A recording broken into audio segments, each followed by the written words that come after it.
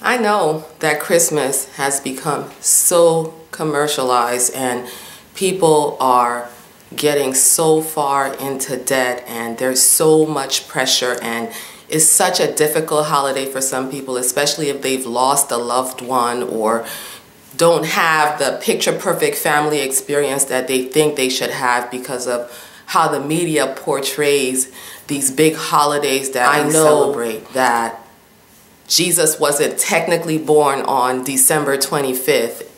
We're not sure when he was born. Some people say it's more likely that he was born in the summer. But as a Christian, I am so convicted that Christmas is one of the most important holidays we can celebrate.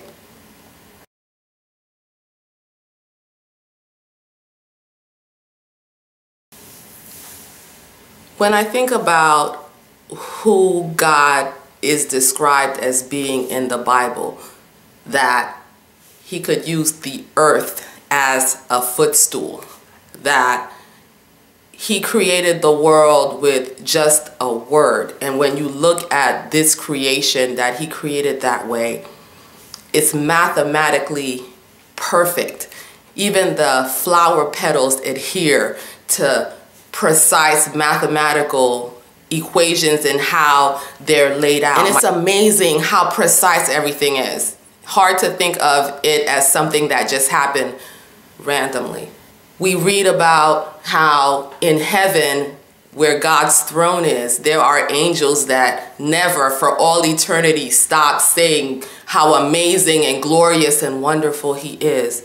People who have had visions of it don't even have the words in the context of how we exist today to describe what it's really like. They say things like, you know, gold that you can see through like glass, gems being massive sizes and used to create certain structures. When I think about how awesome he is and all that he could do and how he's accustomed to being, and the fact that he created me, unlike a lot of the other gods that we've imagined and created, he's uniquely interested in me.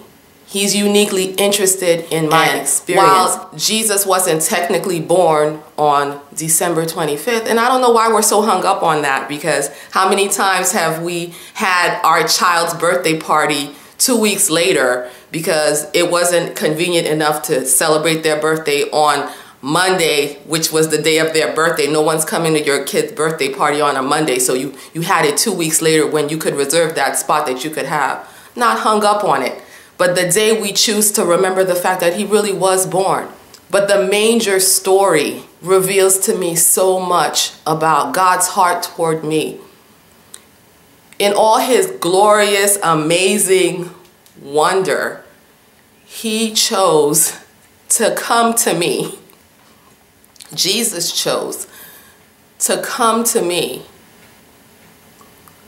in a situation that socially wasn't all that popular. You have a couple that's only yet still engaged, even though their engagement was closer to a marriage. You're supposed to be chaste for, you know, an extended amount of time before the wedding actually happens. She gets pregnant. Fiance knows that it wasn't him. Society is waiting for him to set her aside, even maybe allow her to be stoned to death for not keeping her vows to him.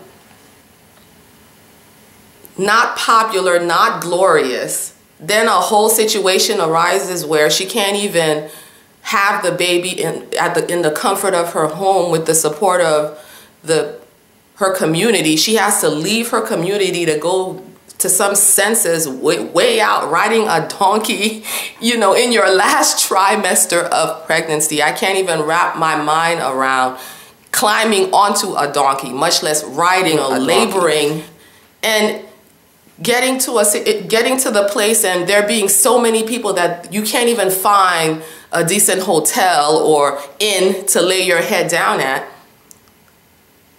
An amazing, glorious God is going to be born in a stable. with some hay? Have you been in a stable with some animals? Have you smelled a stable? Can you think of a comfortable spot to give birth in a stable? With your husband. Your husband's going to help you give birth in a stable. If you've ever given birth before with your husband, and then after the baby's born, I've given birth 5 times. I'm thinking about the mess. I'm thinking about what the baby looks like right after the baby comes out. I'm thinking about what was needed to get my babies clean and how carefully they were placed in an isolate and germs were an issue and warmth was an issue. And I'm thinking he was in a manger. And I just love at Christmas time to sit down and talk about these things with my kids and to reflect about these things myself. That an amazing God who can do anything, who has everything, who created me, who when he did create me, and if it was an experiment that went wrong, could have immediately said, bump this, let's do this again. I probably would have done that.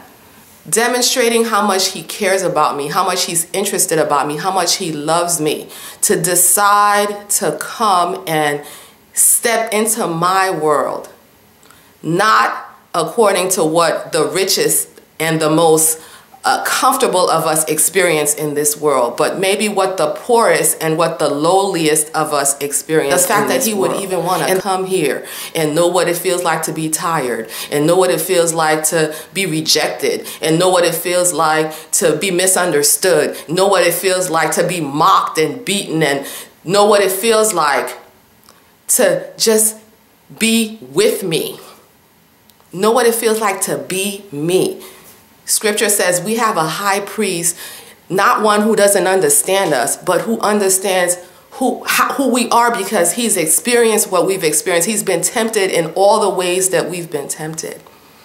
And he did this so that when he stands in the gap for us, he can truly stand in the gap for us, being able to say to us, I do know, I do understand. He's not like every other God. I mean, that's a popular thing we like to say in this society. You know, all the gods are kind of similar. We just worship them in different ways. But what God, other than Jesus, what other God is described this way? And that's why I worship him. That's why he has changed my life. That's why, I mean, I'll even go so far as to say, if you're drawn at all to me or at all to what I'm saying, it's him and me that you're drawn to.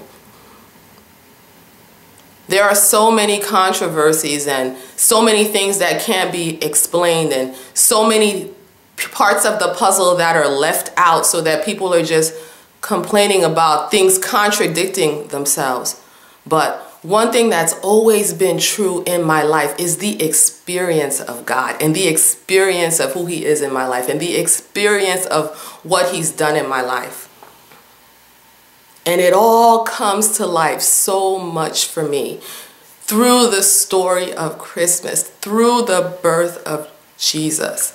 And I am just so grateful to you, God, that you really do care. You really do know me. Merry Christmas. Merry Christmas. And happy birthday, Jesus.